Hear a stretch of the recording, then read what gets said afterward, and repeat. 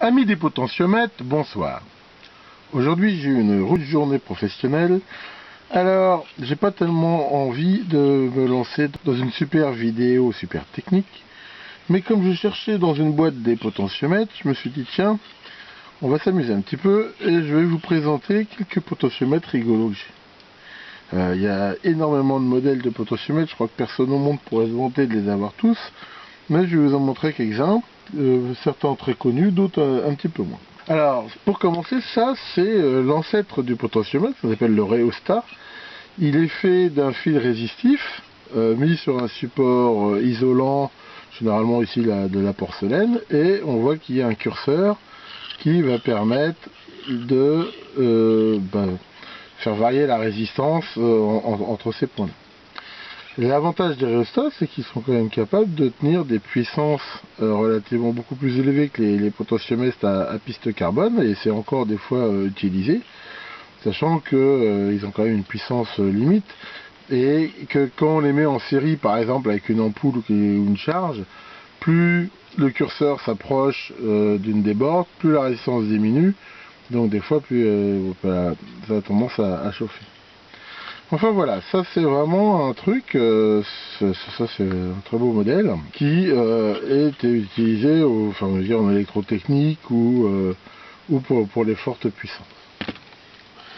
Ensuite, le modèle de base du potentiomètre, on va dire modèle économique, c'est quelque chose qui va ressembler à ça. Bon, généralement, il y a un canon fileté qui va permettre de le monter, bien qu'il y ait des modèles qui soient faits pour être tenus directement soudés, enfin généralement c'est comme ça.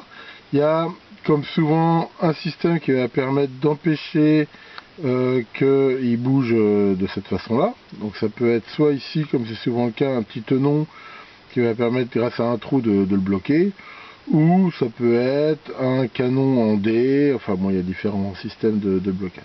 Par contre, on voit que ces potentiomètres-là, souvent c'est sur un support bakélite, une piste carbone qui est disposée dessus, et on voit aussi qu'ils sont ouverts, on voit ici le curseur, et ça, comme je l'ai déjà montré dans une autre vidéo, c'est bien et pas bien, ça permet éventuellement de les nettoyer, mais ça a l'inconvénient, c'est que ça peut faire rentrer la poussière, l'humidité ou des choses comme ça. On a des variantes de ce style-là, alors il y en a des doubles, des triples, des fois des potentiomètres qui ont ici un interrupteur qui permet de mettre aussi en route. Donc ça c'est le modèle assez ancien, mais je veux dire qu'on trouvait un peu dans toutes les télés, les radios, enfin c'est pas des trucs super haut de gamme, mais on va dire c'est assez économe.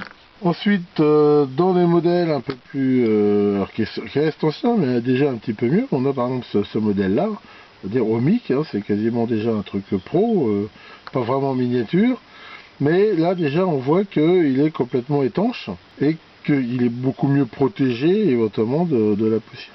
Donc là on retrouve encore ce système ici de téton. Dans des choses plus modernes on a ça, et aussi plus petites. Donc ça c'est ce qu'on appelle des cermètres, c'est des potentiomètres qui sont aussi complètement étanches, mais avec des pistes céramiques, c'est-à-dire qu'elles ont une meilleure durée de vie normalement, une meilleure précision et une meilleure tenue en température. On a ici ce genre de petit potentiomètre. Voici d'autres modèles, par exemple ça, c'est aussi un truc relativement pro. Là on voit que justement, comme je le disais, le blocage est fait par un trou en D. Alors c'est vrai que pour un amateur c'est beaucoup plus facile de monter ça que de faire des trous en D, généralement qui sont plutôt avec des emporte-pièces qu'un amateur n'a pas forcément, mais là on voit que c'est quelque chose de complètement aussi étanche. On a ces modèles là aussi qui sont assez anciens mais qui étaient assez célèbres, hein. C'est des modèles quasi militaires, ça c'est des très, très bons potentiomètres.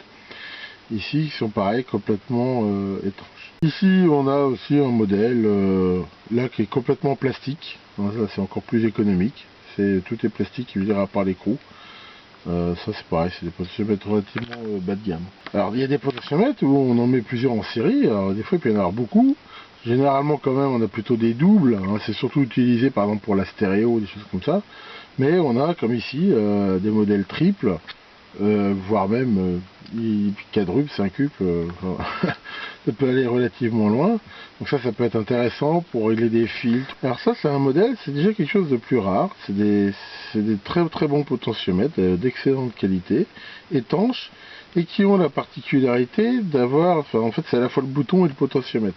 Et on voit qu'il y a ici un joint, des potentiomètres qui sont faits pour être montés dans les appareils et être complètement étanches aux intempéries, à l'eau. En même temps, ouais, c'est un bouton d'aluminium. Enfin, c'est des trucs vraiment pro, de très très très très bonne qualité. J'avais récupéré tout à l'eau, je sais plus où. Et ça, c'est bon, en même temps, c'est l'avantage, c'est qu'il n'y a pas besoin de mettre de bouton. En plus, le bouton risque pas de s'arracher vu qu'il est partie intégrante de l'axe. Donc c'est quelque chose qui va être très très résistant aux intempéries. On pourrait mettre ça sur des appareils portables, des radios, des choses comme ça, très très facilement. Alors quelque chose aussi qu'on trouve des fois, c'est des potentiomètres motorisés. Alors il y a une marque qui s'appelle Alps qu'on fait beaucoup, donc ça c'est de la récup de je sais pas quoi. On voit qu'il y a ici un petit moteur, un système de démultiplication qui fait aussi embrayage, et ce qui permet éventuellement de tourner ce potentiomètre quand même à la main, mais de le faire marcher. Alors c'est généralement fait pour pouvoir être piloté par une télécommande, sachant que ces moteurs-là, alors c'est pas fait pour tourner vite, mais c'est fait pour tourner silencieux, si possible sans à-coup. Donc ça vient sans doute d'une récup de quelque chose, mais ces potentiomètres motorisés, ça c'est éventuellement intéressant. Après on va avoir les potentiomètres dits multitours. Voilà typiquement un potentiomètre multitour, qui peut avoir un certain nombre de tours, généralement c'est 10 ou 5, et qui sont généralement montés avec ces boutons contour qui en plus permettent d'être verrouillés, qui permettent de faire un réglage très précis, comme ça. Il existe aussi des boutons contour, mais on va dire sans gradation, mais qui permettent quand même le verrouillage. Alors ça c'est des potentiomètres généralement quand même relativement bon. Là on voit qu'il a une linéarité de 0,25%, hein, c'est plutôt bien, et une résolution de plus ou moins de 5%. Alors il faut faire attention, c'est pas pareil. La linéarité, ça veut dire que sur toute l'étendue de la gamme, il n'aura pas une grosse variation de... Par exemple pour un tour, la variation sera constante. La résolution, c'est de dire quand est-ce que entre deux positions, si je viens sur une position et je reviens, de combien j'arriverai à retourner à la position à la valeur d'origine. Donc voilà ce genre de modèle. Alors on trouve depuis quelques temps en Chine des modèles pas chers. Donc voilà un exemplaire. Bon, j'en ai utilisé une fois. Pour l'instant, c'est pas trop mauvais. Bon, celui-là, elle a quand même d'être relativement dur à tourner, mais enfin, c'est toujours pareil, avec un bouton plus large, c'est plus gênant, mais ça peut aussi être des fois intéressant, c'est pas trop facile à faire. Donc ça, on en trouve plein sur les sites chinois, ça coûte vraiment 1 ou 2 euros. On trouve aussi ça sur les sites chinois, alors ça c'est assez sympa, j'ai utilisé dans un montage déjà. C'est des potentiomètres 10 tours, dont le bouton est intégré, mais en même temps on voit que c'est un système un petit peu d'horloge, enfin d'horloge de cadran qui ressemble un peu à une montre, avec la petite aiguille qui compte les tours, et ici quelque chose de précis. Alors ça c'est relativement intéressant, j'avais utilisé ça sur un petit générateur de courant là pour tester des LED.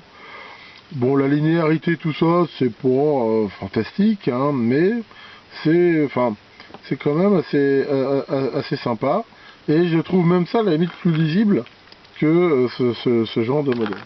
Donc ça, si vous cherchez sur les sites chinois, on en trouve facilement, c'est pareil, ça coûte pas très cher, et c'est quand même pas mal.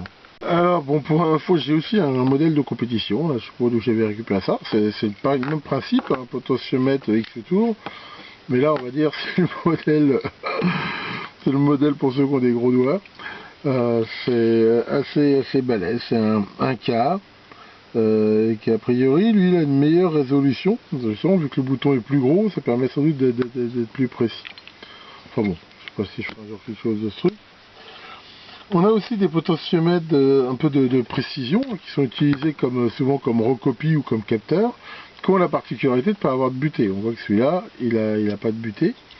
Et il a un système qu'on retrouve souvent à la mécanique de précision, qui permet là de le monter et de le tenir grâce à ces 3 griffes. C'est monté sur roulement à bis, très précis. Ici, on a encore un autre modèle de ce style-là. Et ça, donc, c'était, parce que maintenant c'est surtout moins utilisé, mais vraiment, par exemple, dans les tables traçantes, comme recopie ou dans n'importe quel type de capteur, on pourrait imaginer de faire une girouette avec ça, vu qu'il n'y a pas de butée. Alors bien sûr, au moment où il passe vers le 0 max, il a fait toujours un saut assez fort, mais c'est quand même des très très bons potentiels. Et pour finir cette petite vidéo, ces trucs-là, alors ça ressemble à des roues codeuses, mais c'est pas des roues codeuses, c'est des potentiomètres. Vraiment, on retrouve exactement les 3 broches d'un potentiomètre, mais qui sont complètement numériques. Ce modèle-là, on peut le régler de 1K jusqu'à 999K, de façon très précise, comme ça, avec ses touches. Alors bon, c'est pas facile si on veut facilement changer, mais ça permettrait éventuellement de faire un réglage ici très précis. Là, j'en ai un autre modèle qui a que 2 chiffres, qui permet de régler de 1K et 1,1K. Voilà pour cette petite vidéo qui vous a présenté quelques modèles de potentiomètres. Il en existe bien plus, sans doute même des tas que je connais pas. Donc que le dieu de la résistance veille sur vous, et à bientôt pour de nouvelles vidéos.